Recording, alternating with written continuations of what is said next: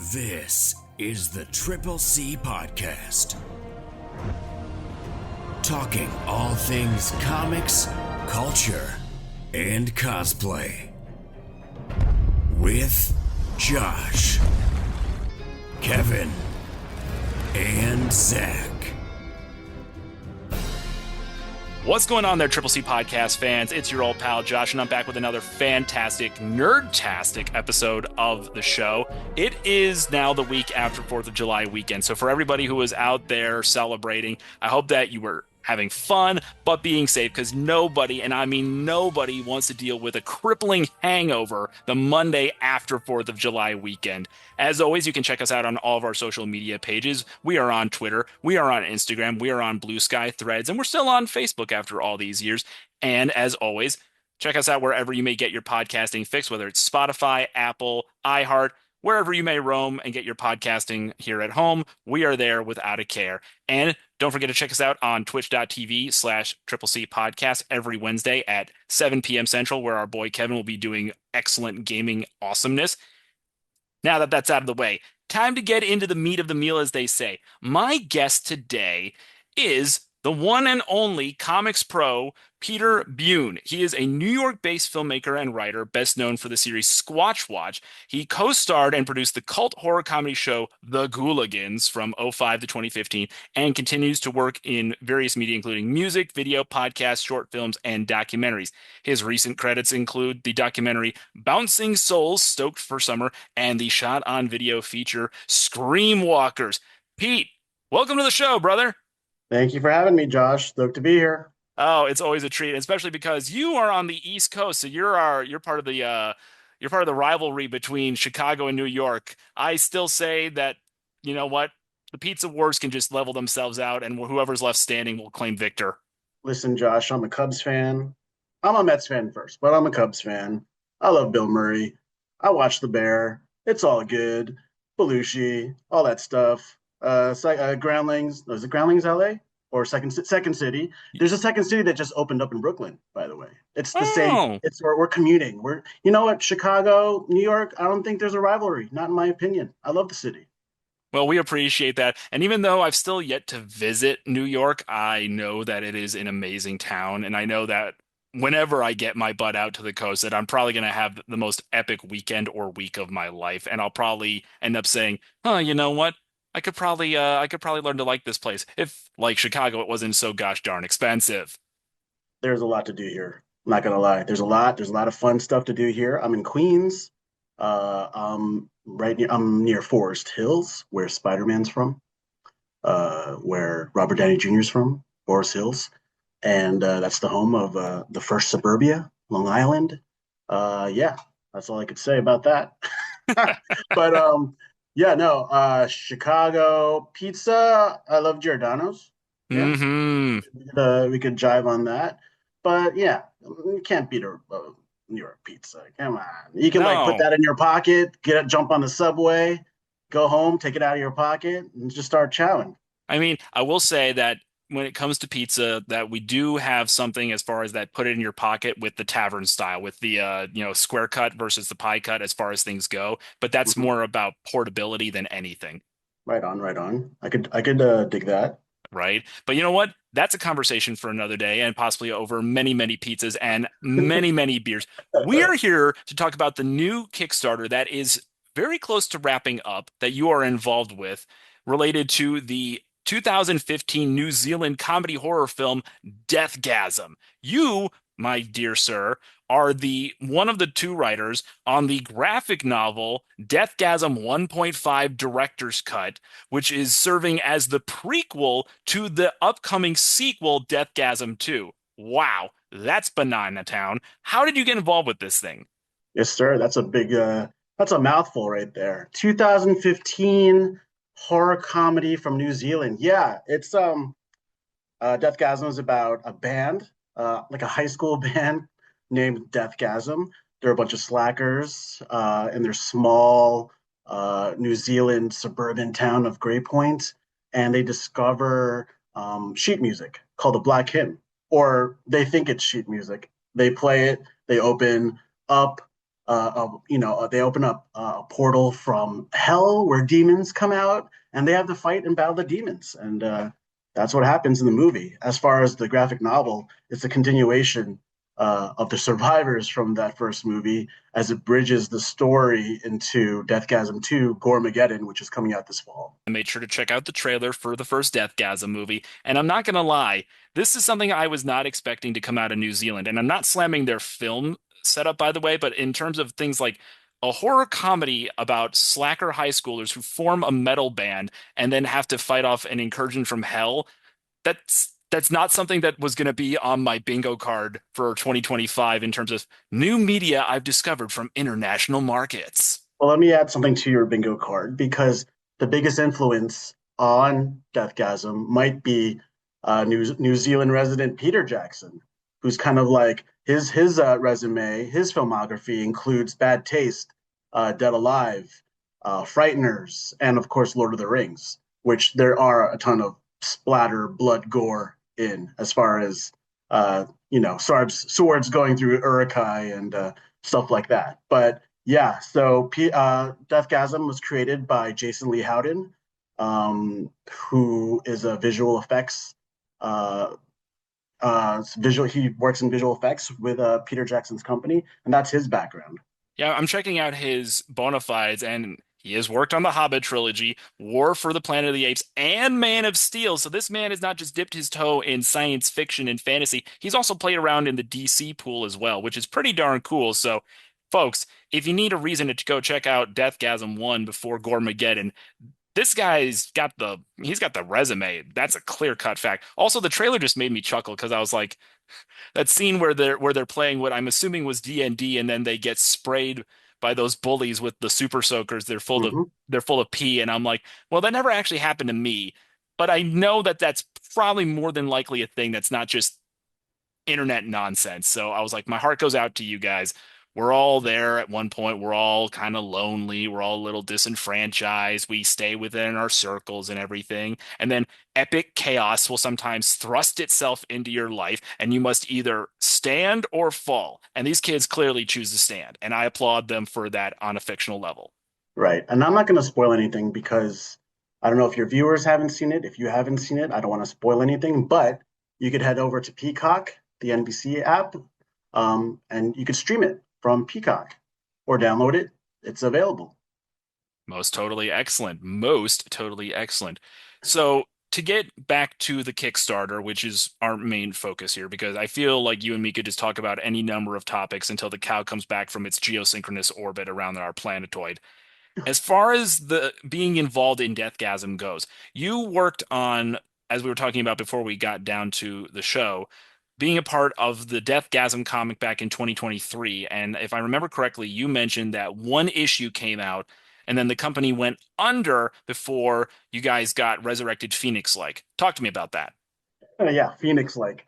Yeah, that's pretty much accurate. Let me just go further back before I go into that because I met Jason Lee Howden. I used to host a podcast. I used to co-host a podcast called Pitch a Movie Podcast back in 2017, 2018, and Jason was a guest on the podcast, and he was promoting his movie at the time called Guns Akimbo, which starred Daniel Radcliffe and Samara Weaving. Um, that's a wild movie to check out. But that was Jason's second feature, I believe. And we just got along. We were chatting, and we kind of bonded over our love of growing up in the '90s with like video stores and being attracted to the bloody gore VHS movies like Evil Dead, Sam Raimi movies, Peter Jackson movies. Street trash type of films um, that had a lot of colorful, splattery gore. I hope your viewers, your listeners, I'm not sure what they're kind of into, but I think this could be something that anybody could get into, especially if you're into colorful. There's a comedic aspect to it too. So when the pandemic happened, we stayed in touch, and I was working on a project called Squatch Watch, which is about a celebrity Bigfoot, and he really took a shine to it. And he, he asked about it, and I told him that like it's independently produced, and that he he anyone could really put a comic together if they put their mind to it. And he shared his ideas of a Deathgasm comic that he's always wanted to do and a sequel to Deathgasm. So he shared that with me, and I said, do it. You could do it. And he said, why don't we do it? And that's what happened. That's how it really started. It was kind of a pandemic project.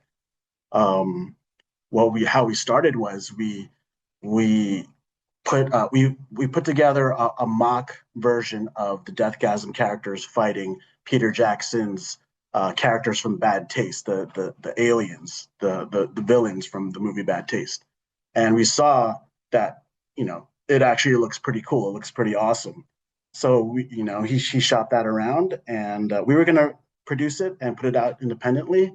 And then luckily, 4 years later, here we are. Josh Viola from Bitbot Media put together a team, and we're about to release an 80-page graphic novel of the Deathgasm 1.5 director's cut story. That was This a is lot, right? No, I mean, yeah, no, and it's really fascinating. This is kind of like your own epic hero's quest in a way, since you bring up Peter Jackson several times and Jason's connections to working with him, especially on things like the Hobbit trilogy. So I kind of see this as you guys are kind of like Frodo and Sam in a way, but instead of having to get the ring to Mount Doom, this is you guys getting the project in the form of the comic out into the world for fans to enjoy, which I absolutely love. And one of the things that we're really big about here on the Triple C podcast is uplifting and just doing our little bit to encourage and recognize creatives like yourself who believe passionately in the projects that they're involved with. And that's why we love having conversations with folks like you, because the comics are an amazing medium. Don't get me wrong. But even I, who have been a superhero fan since I can remember, growing up in the 90s with Batman the Animated Series, watching that on TV, seeing the Christian Bale series in theaters, getting VHS of, the 89 Batman and Batman Returns from the library and watching them with my dad. But even I can admit that, sometimes you got to take a step back from the superhero crowd and go check out all the other flavors. And Deathgasm definitely sounds like it's up my alley in terms of this is just so absolutely bonkers. I am drawn to it because of its total bonkersness, if that makes sense. Well, there is a kind of a superhero aspect to it. I mean, like you said before, like these characters have to step up and save their town from demons, from a demonic entity named Aloth that just won't go away. But when we catch up with them in the comic book, we see that the survivors from the movie they've formed a new version of Deathgasm, and they've been on tour, and they've been battling monsters throughout New Zealand. They've opened up a portal that just won't close, I guess. And yeah, so it is a comedy. It is a horror, but I don't think if you're not into horror, you might like the comedy aspect. You might like if you're not into heavy metal. This is a very like cool heavy metal themed comic book that there's not a lot of. There's not a lot of heavy metal comics. There's not a lot of New Zealand themed comics or Kiwi exploitation that's as they like to say. Um, yeah, there's a lot of influence from Robert Rodriguez, like from Dusk Till Dawn or Sinners that just came out recently.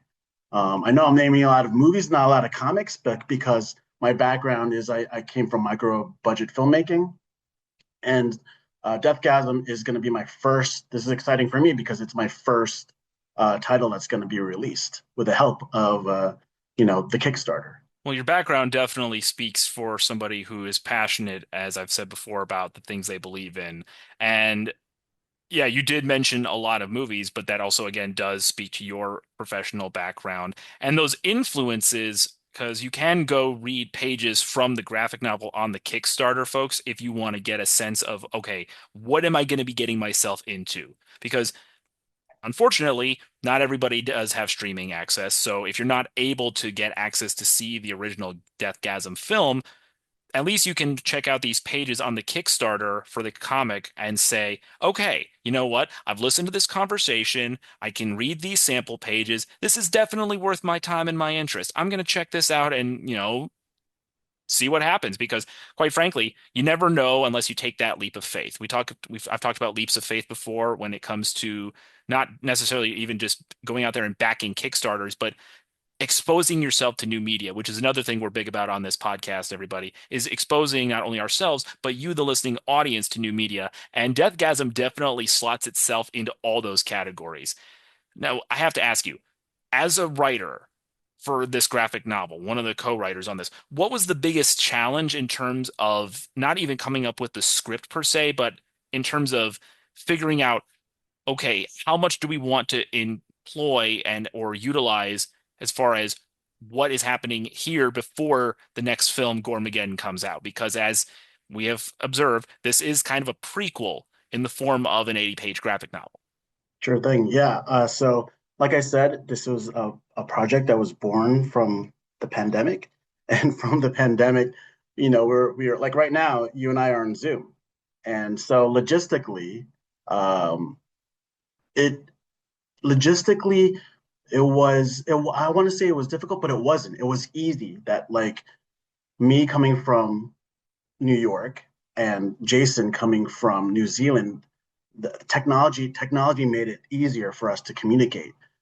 This project was born over um, Facebook messages, Instagram messages, Zoom meetings, emails. It was done over that. And our artist, his name is Industrious Lamanacana. He is from Argentina. He's an Argentine artist. He's a traditional artist who does hand drawn inks. And it's a very international project that way. And I learned a lot by doing that. Josh put together a great team of letterers and colorists. And I like to say in these interviews that, coming from my micro budget filmmaking background and how I communicate in that way, to new writers of comics, to new producers of comics. The way I saw it was, Jason is the director, he's the creator. I was the writer, and Lamana Kana, being the artist, he was like our DP. The letterer was sound. The colorist was our lighting, and it's almost like putting a storyboard together. And that's how I kind of, in my mind, that's how I saw it. It's all about storytelling, and it doesn't matter what kind of story you're telling, whether it's capes, whether it's superhero stuff, or whether it's horror comedy. As long as you're passionate, you just have to power through, and it's going to come out. Just finish these things. I absolutely love that, man. And you're right. That is the big thing about being a creative is you just got to power through. You hit a wall, you push through it. You have writer's block, you take a break, get yourself a brain breather, and then you come back and you attack your project even more. You hit it hard, then you come back and you hit it harder. And same thing, like you're talking, you use the parallels of everybody who's involved in the graphic novel and tying it to, okay, like, you're working on a film. Then here are the parallels of where the art, what kind of the same role as the artist fills when you're working on a project, or your Mhm. letterer or your colorist. And I like that because I never thought about that in a direct sense, but truthfully, that connective tissue is there. And it honestly surprises me why more people haven't made that thought before about, hey, like when you're creating a graphic novel, there's a lot of work that goes into it. A lot of people take a look at comics and they think, oh, it's so easy. It's like, no, it's not easy. Anybody who says that is kidding themselves. Just like it's not easy to go out there and make a movie. Anyone can make a movie, but the people who actually get it done are the people like you who go out there and actually do it. They don't just sit around and talk. They actually write a script. They get a cast together. They figure out, okay, what kind of, okay, we got the light for this shot, so we got to make sure we get this done, make sure we try to do as few takes as possible. Otherwise, we're going to lose that. We got to make sure that we have enough film or we have enough memory cards. Okay, if we got special effects, we got an explosion. We got to make sure the explosion is just right. Same with the graphic novel. Got to make sure, okay, Here's our script. Here's our layouts. Here's our storyboards. Boom. Let's make this happen, folks. Right. And like you have to make your own luck. You can't just sit around like you said. For example, when Jason first pitched the idea to me about putting it together, we could have talked about it. We could have just talked about it through Instagram forever and not do anything. But I had the idea of commissioning my artist, Lamont McCanna, to do the bad taste versus Deathgasm mock-up art, just to see like what it would look like, and what could it work. And when he did the art and it looked amazing, and we were like, yeah, I do want to see a longer version of this. I do want to see 80 pages of this. I do want to see these guys battle demons and monsters and zombies and stuff like that. I want to see them fight through hell and come out the other side. um yeah, so that's what we learned. That's what I learned from doing this. And Jason, he's in the middle of post production on Deathgasm 2 Gormageddon. All through this, he managed to also write a script for part two, shoot it, film it, and now he's editing it. And this year, it was like a desert of Deathgasm content. 2015 was the first movie. Now there's going to be not only like the graphic novel, but there's going to be a video game. And there's going to be a second film. This year is definitely all about the Deathgasm getting its next, not even lease on life, just like the next chapter of the epicness that is this movie and this story about friendship, about music, about coming together to face down impossible odds and save the day. This really is an epic hero's quest in a lot of ways. Hmm. Behind the scenes and on the page, right? Absolutely. And you're talking about the fact that Jason, he's not only working on this to help make the graphic novel a reality and doing his part for all the other aspects that are tied to the Kickstarter, but also writing the script and getting the movie shot and edited as well. That is impressive. Like, I admire anyone who can not even stretch themselves, but just wear so many hats and not get burnt out. Like, that is a genuine Herculean effort. Yeah, I mean, he's working really hard just to get this stuff completed. And shout out to Bitbot Media for putting together this Kickstarter campaign. Josh Viola has put together amazing perks. I mean, I mentioned the video game. There's a video game, a Deathgasm video game by Freak Zone Media, I think. But it's like an 8-bit side scroll old school video game with chiptune metal music, from with the characters of Brody, Medina, and Zach that are playable. It looks incredible. Head over to the Kickstarter. It's Bitbot Media's Kickstarter page.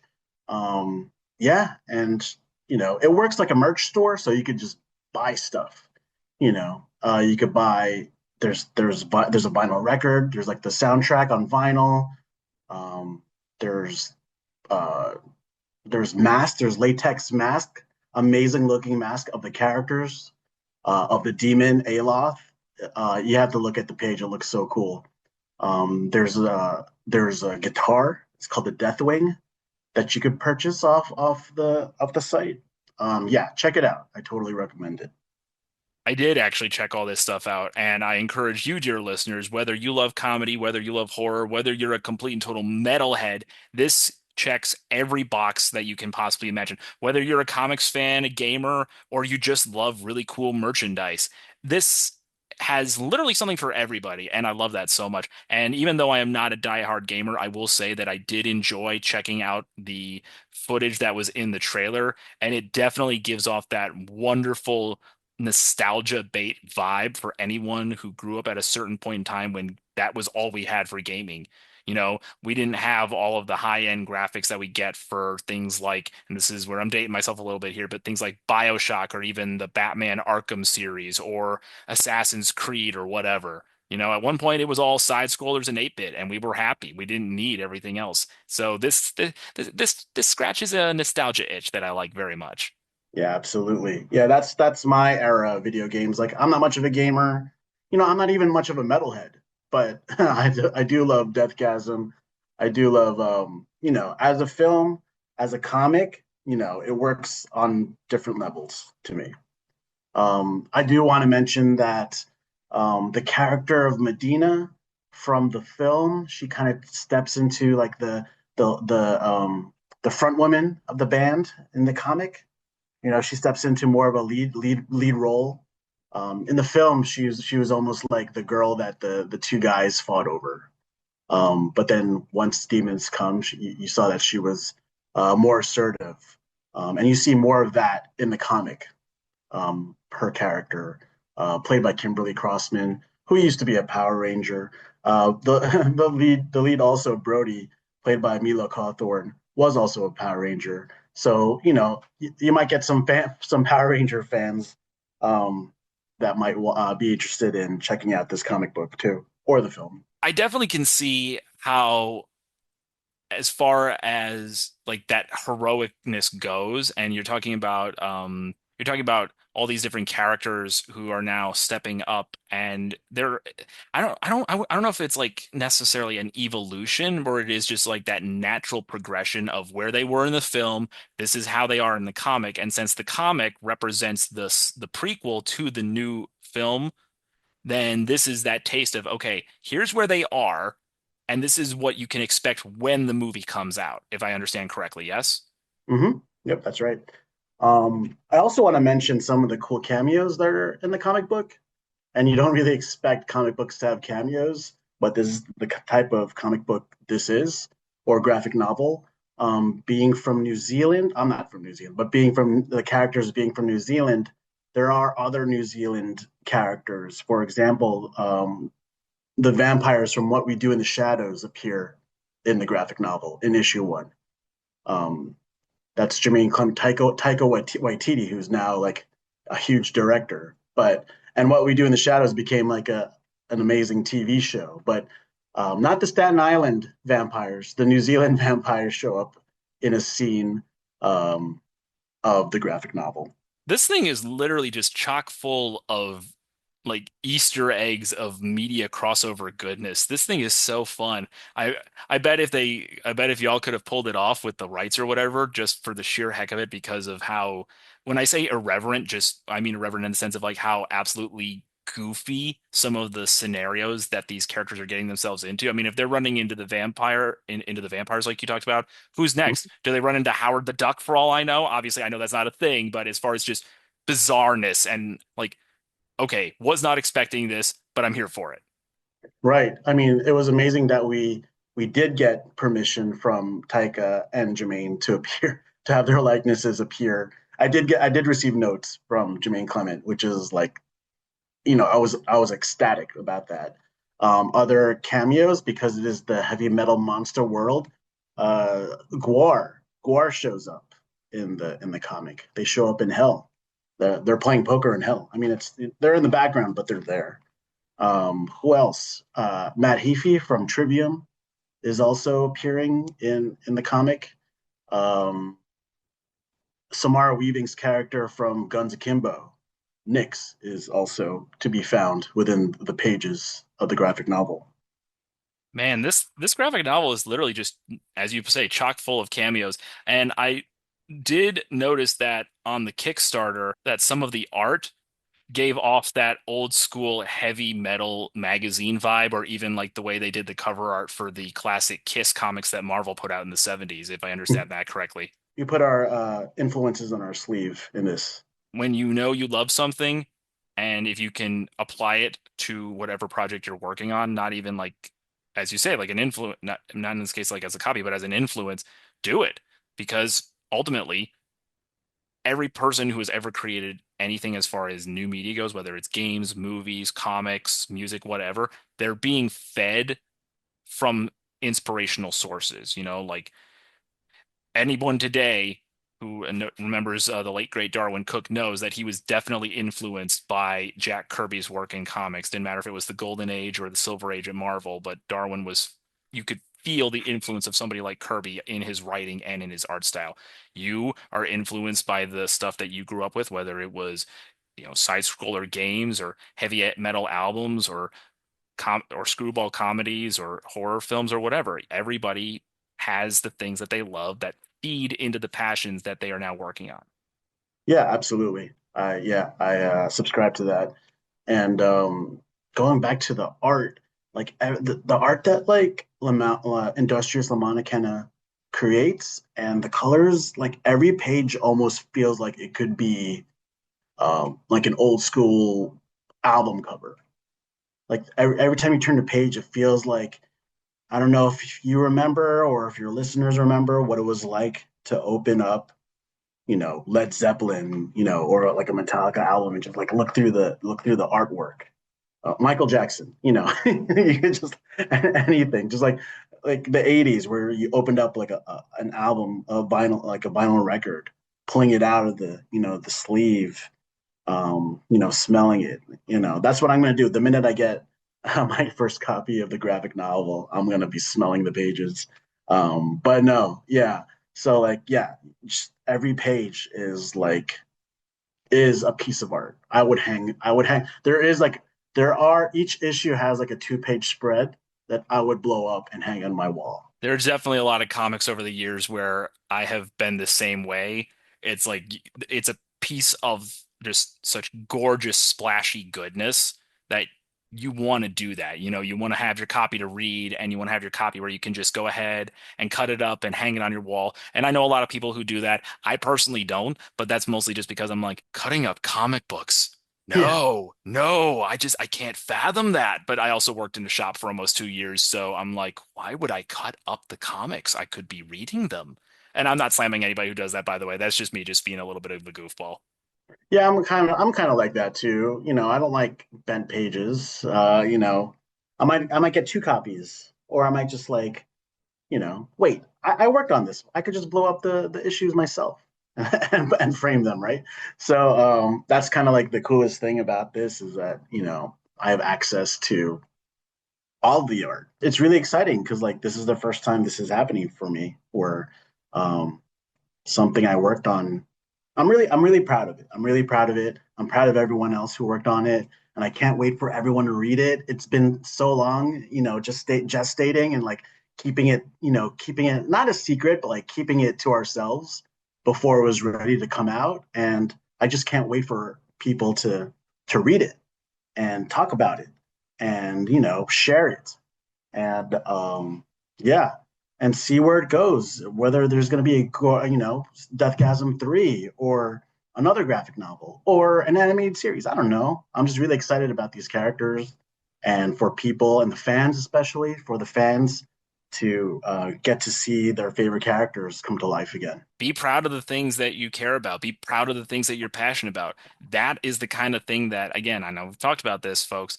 That is what we love to do on this podcast is to promote passionate people like Pete here who care about the things that they're involved in. And they know that because of how much they believe in it, that other people will like it just as much, you know?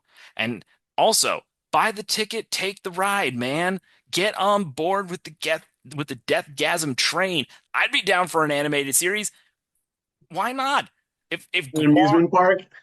I don't know. I mean, maybe an amusement park, maybe, but at the same time, I don't know. Like that'd be pretty outrageous. And at the same time, you have to wonder what the how crazy the engineers and the designers would get with things. Might get a little bit of roller coaster tycoon there without the horrible just car rocketing off into the abyssness. Yeah, I just came back from like checking out the Epic Universe. I could see it translating a little bit. I could see some heavy metal roller coaster rides out there.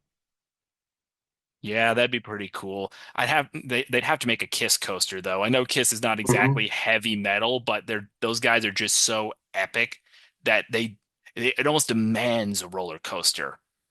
Yeah, no, I consider, yeah, they're like, they had that movie, was it Kiss versus like the monsters or something? I don't know. Yeah, they're pretty epic in my book. Kiss rocks. Oh, they do. They absolutely do. Well, I don't know about Kiss versus Monsters, but there's the Scooby-Doo Kiss animated film where the guys actually voice their animated selves. That was pretty fantastic. They're horrible actors. I don't know. I mean, for voice acting, you don't have to necessarily be a Laurence Olivier Yeah, or you Robert should Downey try. Jr. You have to look up that live action movie they did though. It's pretty funny. It's worth checking out. I will add that to my incredibly long mental and digital checklist of films that I should check out with what is left of the summer. So, as we get ready to wrap this up, we have talked extensively about the Kickstarter. We talked about the graphic novel. We've plugged the game. We've talked about the movies. Where can people find you online and learn more about Pete and all of the awesome projects that he is doing both now and in the months and years to come? Oh man, I've been around. I've been around for a long time. I have a YouTube channel. I've worked on I produced podcast. I want to recommend a podcast I produced called The Offering with Jerry Horror. That's a good fun podcast that goes into the history of films that don't get a lot of shine. A lot of the old horror or a lot of the old action films that most podcasts don't talk about. That's something that I produce. Um, Check out the Gooligans. The Gooligans was like a monster horror comedy show that I acted in and I produced it. I co-produced, and that was like the we like to say it was like the monsters meet the monkeys. And it was about four monsters lived together, and it felt like an Adult Swim type show, like a cartoon, like a Adult Swim era type of show. That's fun. That's all the episodes are on our YouTube channel, the Gooligans. And yeah, there's a Instagram for the Gooligans, and you can find me on Instagram as well under Pete Bune, Bune.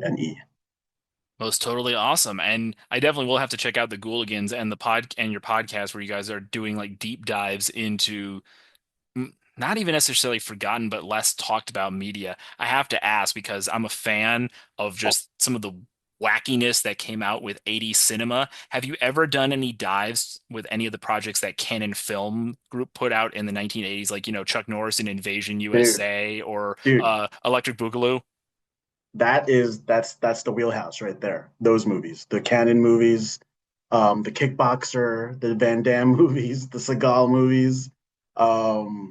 We even did an episode of Xanadu. Stuff that people don't really talk about. There's a lot of popular movies, and everyone's talking about the same movies, right? Everyone's doing their Marvel reviews and stuff. No, Jerry Horror and The Offering, he covers 90s era horror, but also 80s action, like you said, Chuck Norris. Movies like Cyborg, stuff like that. Yeah, and I saw those movies back when they came out, which was like 30 years ago.